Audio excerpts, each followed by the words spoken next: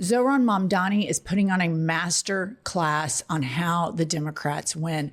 This man stays on subject with a smile, eviscerates Trumpian Andrew Cuomo like I've never seen. This guy is the future of the Democratic Party, and the fact that there is leadership in the Democratic Party that has not endorsed this man is why we lose. Here is a clip from last night's debate where Zohran eviscerates Cuomo.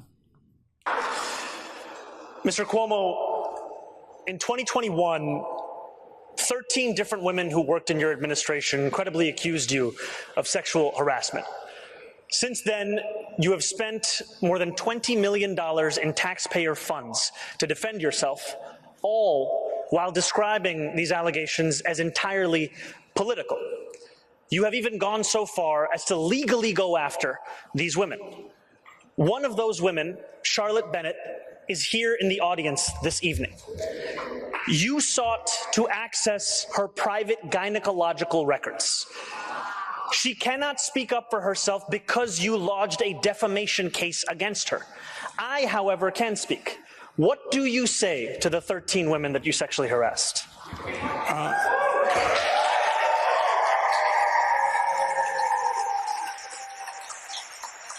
If you want to be in government, then you have to be serious and mature.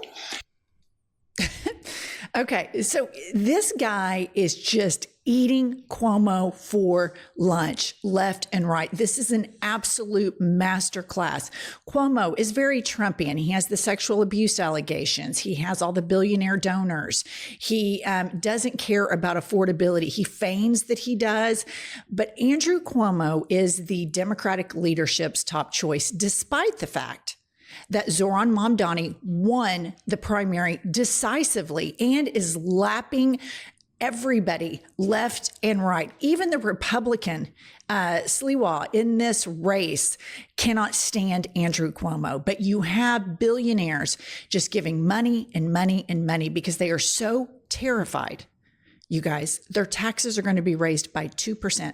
1, 2. This is a prime example of why Democrats lose, because they are corporate Democrats. Mamdani is going to win. He's going to win decisively, and the Democratic corporate leadership better take notes. Moving along, here is an absolute indictment by Mamdani on Trump. Listen to this. Look, Donald Trump ran on 3 promises. He ran on creating the single largest deportation force in American history. He ran on going after his political enemies, and he ran on lowering the cost of living. If he wants to talk to me about the 3rd piece of that agenda, I will always be ready and willing. But if he wants to talk about how to pursue the 1st and 2nd piece of that agenda at the expense of New Yorkers, I will fight him every single step of the way. Okay. You guys, this is fabulous. It's absolutely correct that Trump ran on exactly what he's doing with immigrants. 100%, this is what he ran on. But he also ran on affordability. And a lot of people, believe it or not, I think they actually voted for X. Inflation is through the roof. The federal deficit has ballooned. It's the highest it has ever been. Kanks is so tone deaf right now with his ballroom and his excessive spending and his private plane. He doesn't give a shit about the working class. He parades around on a golf cart at Mar-a-Lago shouting to his millionaire and billionaire friends, I'm going to lower your taxes. I'm going to lower your taxes. The only people that Kanks wants to be popular with are billionaires. Similarly, this is what Andrew Cuomo wants. Zohran Mamdani wants to be popular with everyone. And in fact, I would even argue he doesn't want to be popular. He wants his ideas to be popular because his ideas speak to everybody. Universal human rights, affordability, livable wages. These are the points that corporate Dems need to move away from corporate donors, stop with the AIPAC money, and jump on the train. Next up, Zohran goes and he does the Flagrant podcast, and he has them eating out of his hands. These are the podcasters that famously endorsed Trump. So he goes right into the brosphere, and they love him. Play the clip. I don't think anybody's moving, and I honestly feel that way. I'm in the tax bracket. We're going to tax more. Like, dude, if you're going to deliver all this shit for 2%, give it. I'm 100% supportive. It makes life easier for New Yorkers. This is my one identity in my entire life is a New Yorker. It's the thing I care the most about. But I think that there are going to be people in government that are going to try to restrict you from doing that. And I know that you're aware of that. What the fuck do you do when special interest groups are going to be lobbying like crazy? I mean, you have How do you do that? You have to be ready to take on these fights. There is a reason why we haven't had progress. There are people making money off the status quo. And so there will be a lot of interest in retaining that status quo. Yeah. Right now, the city of New York will pay McKinsey a few $1 million to design a trash can. McKinsey's not going to be happy when I say we don't need you to design that anymore. Right, we can actually design that ourselves. You're right that we're going to have to transform the inner workings of government. Yeah. And that means ending a patronage politics. There Yeah. are a lot of people who have jobs more to do with who they know than what they do. So this right here, the preservation of the status quo, this is what corporate Democrats and MAGA have in common. And you have Bill Ackman, another clip in this podcast. Bill Ackman is this billionaire that spends literally more money trying to defeat Mamdani than he would with raised wages. These billionaires have utter disdain for working class people.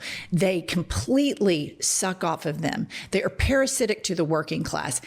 Really wealthy people feel entitled that their wages should go up and that they should control everything. This Bill Ackman is so delusional that he thinks because he's a billionaire that he deserves a one-on-one sit-down meeting with Zohran Mamdani. And Mamdani's like, no, I'm not sitting down with you. I'm sitting down with working class people. I'm sitting down with union people. I'm sitting down with the police. I'm sitting down with the people that make this city run. And they can't stand it. They can't buy him. They can't own him. And he goes deep in the heart of the manosphere. And there's the Flagrant podcast guys saying, look, nobody's going to leave New York. They're all full of shit. And Andrew Schultz says, I will gladly pay more money in taxes because my whole identity is being a New Yorker. And that is what, during FDR's reign, that is what a lot of wealthy people felt about America. I will gladly pay more in taxes because it's patriotic. And that's why FDR was so popular, because he did a lot of working class proposals that affected the most of us. The Democrats sent Citizen United. And after Reagan, he started really moving the party to favor profits. And the Democrats started clinging on to corporate donorship. And they are always executing the interests of corporate donorships. And as a Democrat, I feel like when I hear Democratic leadership speak, that they are the party of preservation, that they want to preserve the status quo that lost Hillary the election, that lost Kamala the election, and leaves this void for grifters to come in, like Kanks with his online flea market and all of the obnoxious shit that he's doing, like Marjorie Taylor Greene and Steve Bannon and Tucker Carlson, because they know that this FDR style politics, this style of populism is incredibly popular. Moving along, this is really interesting. The only thing that they've really been able, they've tried to peg Zohran with being an anti-Semite. It's bullshit. Of course, there are some hardcore Jewish people that just absolutely will never vote for a Muslim. That's theirs to deal with. There are plenty of Jewish New Yorkers that are 100% on board with universal human rights.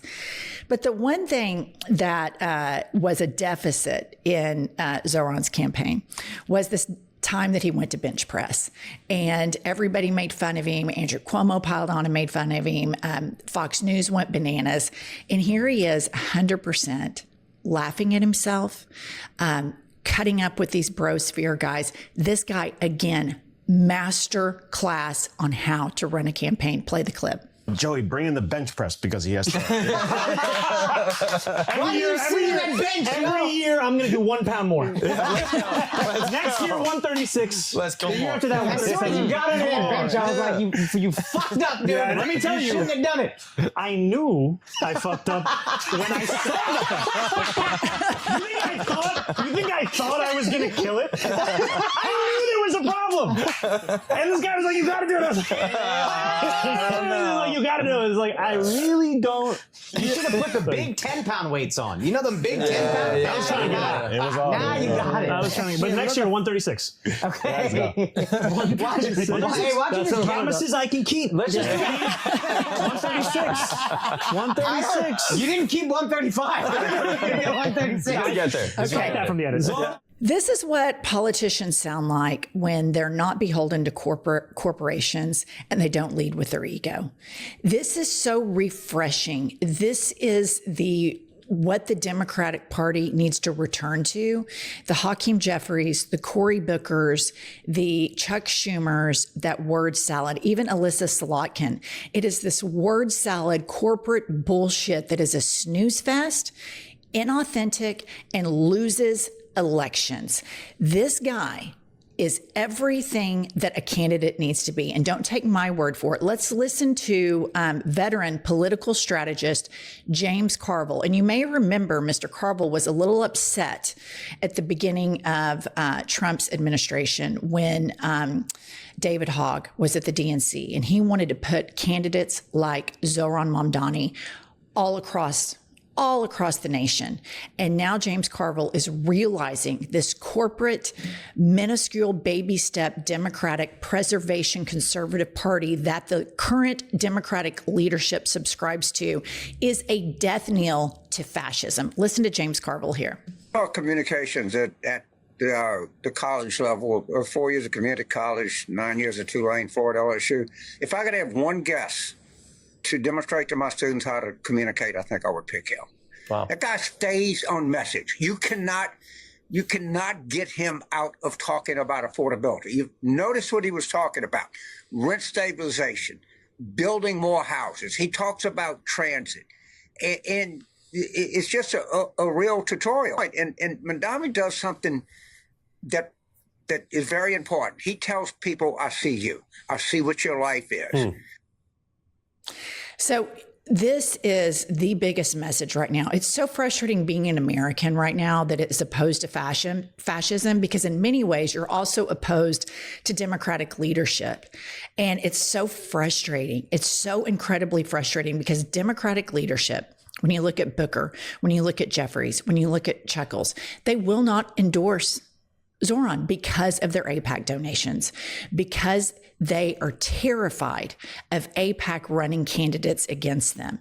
And I kind of go back to David Hogg here. Maybe we run progressives against them, because that leadership is the death knell to fascism. That style of corporate Democratic Party leadership leads directly to the vacuum that allows the Marjorie Taylor Greens, the Steve Bannons, the Tucker Carlsons, and the Donald Trumps to fill it. And lastly, this guy, Curtis Sliwa, he is receiving a lot of pressure from billionaires to drop out of the race. Billionaires that lost in the primary, billionaires that are terrified of paying 2% more in taxes, billionaires that are butthurt that Zohran Mamdani won't sit down with them because they think they're so entitled and they think they're so special that they should have a one-on-one meeting with this man. And he's beholden to no one but New Yorkers. And he doesn't lead with his ego, he leads with empathy. So let's hear from the Republican opponent of Zohran Mamdani. That means if you talk to me and you offer me a bribe, which is unethical, it could be illegal, and I'm going to have to run right to Alvin Bragg and his investigators, and you could be in double trouble. So, I mean, they are really putting a lot of pressure on this guy. And this is the system that corporate Democrats are trying to preserve. They are conservative preservationists that want to preserve the status quo. Status quo politics brought us Donald Trump. And look at the two different games we play. Does Donald Trump govern incrementally? Fuck no, he's tearing down the entire East Wing right now, and he doesn't give a shit. He doesn't care who has to approve it. He tore it down, and he'll ask for forgiveness later. He doesn't ask for permission. He is going and doing everything that he wants to do. The days of incremental, pussyfooting, lollygagging politics are over, and the Democratic leadership needs to take note or step aside. And I agree with David Hogg. Let's run true progressives that don't lead with ego, that don't lead with corporate interests, that lead with the best interests for the United States of America, because the capitalism that all of these billionaires love so much, it is not sustainable in this system. All right, that's all we have for this episode. Please like and subscribe. Buy our book. It's linked right below in the show notes, and we'll be back later with more news.